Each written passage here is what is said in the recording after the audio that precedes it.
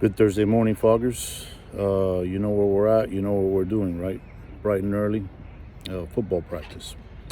So anyway, I hope you guys had a good Wednesday. I hope it was challenging, right? Like I always tell you, a little struggle's good, keeps you focused, right? Keeps you on task.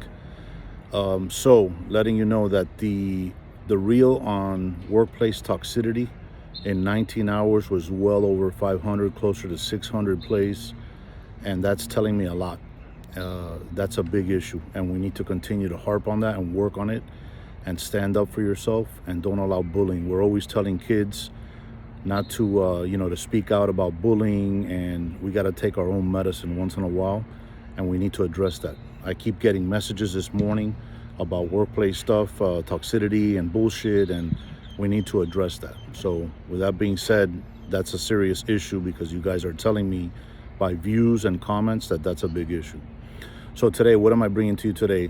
Again, in contact with people the last couple of days about communication. There's people that have verbalized that they'd rather not be at home, right? And again, this is not getting into your business. This is telling you why certain things are happening or may be happening in your personal life that are associated with the job. So we're going to address it, right? Never getting in your personal business. So if there isn't the obvious, right, certain infidelities, certain things going on, then a lot of times our communication is completely off, right? So what happens as we get on the job and we come home and we start to say certain stories, they don't have to be necessarily grotesque or gruesome. We start to tell stories and we get the oh wow or no reaction.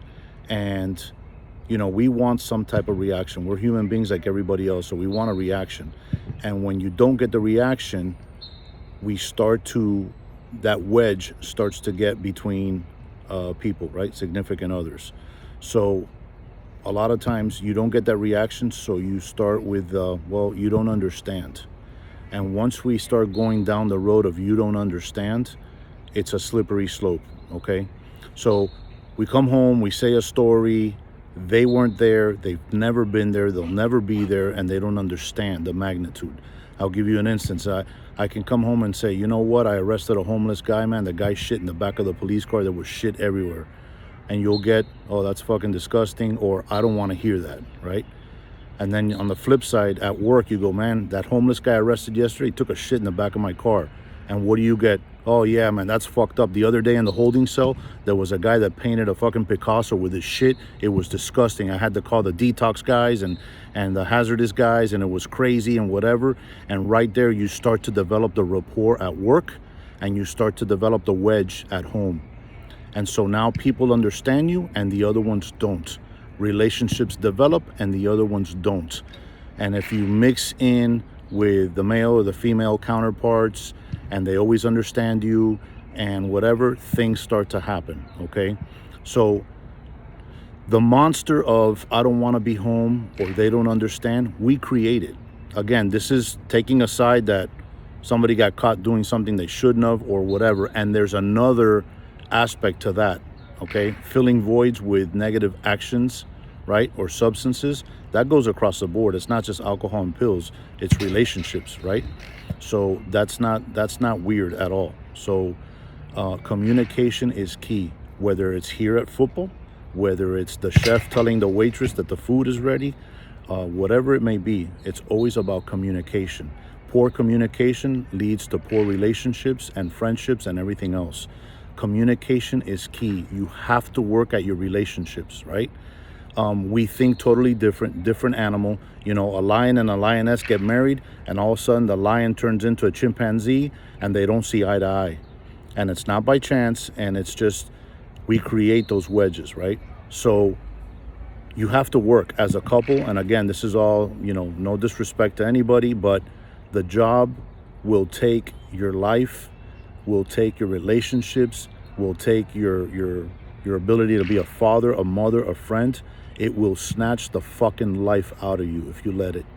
And so our job here is to point things out, that there's things that are happening in your life that are going on, and there's a reason. Again, If the obvious is going on, that's a whole different ballgame, and those are decisions. Whether they're poor or not, that's up to you to decide. But when we start to not have the relationships go as we go, and we start to separate, and when you get to your house and your significant other says, how was your day? And you say either okay or you wouldn't understand. Listen, words have consequences. Words cause hurt. I know in my life, some of the worst hurt that I've ever caused has come from words or actions or lack of actions. Okay? So we have to be cognizant of that. Okay? You have to work at it. It's like going to the gym and not lifting weights and wanting to put on some muscle. You've got to work at everything you do. Do not let this job and trauma and bullshit take shit from you. If you make an active decision in your life that other things are better, then that's up to you. But don't let the job make that decision for you. You know, all that command decision and all that shit is at work. Don't bring it home. Make your own decisions and search the decisions that you're going to make. Think about everything you're doing. Take your time. Don't be impulsive, because trauma can make you impulsive. Watch what you say. Watch how you say it. Okay? We tell subjects what to do, how to do it, and we're stern like we should be. You know, I see people say drop the gun 3,000 times. It's one fucking time and you're done. Okay? And so when you take that home, that's how you're talking to your family. So again, my message to you guys, communication is important. How you do it, when you do it, and what you say. Okay? With that, I love you. If God allows me to, I will be here tomorrow. And thank you for all the feedback and everything that you guys sent me. I love it. It shows me that we're doing stuff, we're growing, and there's a thirst for healing. All right? God bless you, love you, and I see you guys tomorrow. 3 a.m. fog.